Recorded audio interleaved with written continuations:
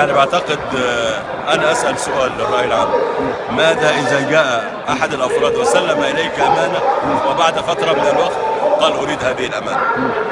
ما حدث أن السعودية بخطاب من الملك عبد العزيز موجه للملك فاروق أودعت هذه الأمانة لأنها لم تكن مستعدة لدخول حرب ضد إسرائيل بشأن هذه المنطقة المهمة والمتعلقة بالملاحة الدولية في هذه المنطقة.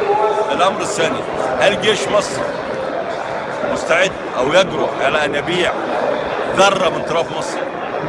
هل الرئيس السيسي الذي وقف ضد الإخوان وواجههم بكل حسم وقوة يمكن أن يفرط في الأمن القومي أو في متر واحد من الأراضي؟ الحقيقة أن من يقرأ التاريخ سواء فيما يتعلق بخطاب 50 أو فيما يتعلق بما جرى بعد 67 أو فيما يتعلق بالخطاب الذي أرسله عصمت عبد المجيد بعد كامب ديفيد سنة 79 إلى السعوديين والذي أقر فيه بأن هاتين الجزيرتين سعوديتين، يدحض كل هذا الكلام. كان هناك جلسات تمت 11 جلسة على مدى 6 سنوات تم التوصل فيها إلى أن هاتين الجزيرتين سعوديتان، ومن ثم عاد إلى أصحابهما.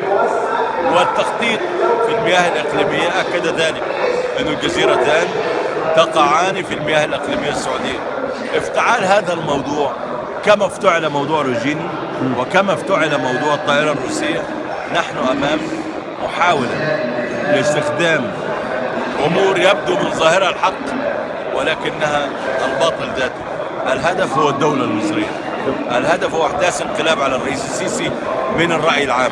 طب يا فندم، دور مجلس النواب ستأتي إلينا الاتفاقية ونبحثها ونقول وجهة نظرنا كاملة أمام الرأي العام.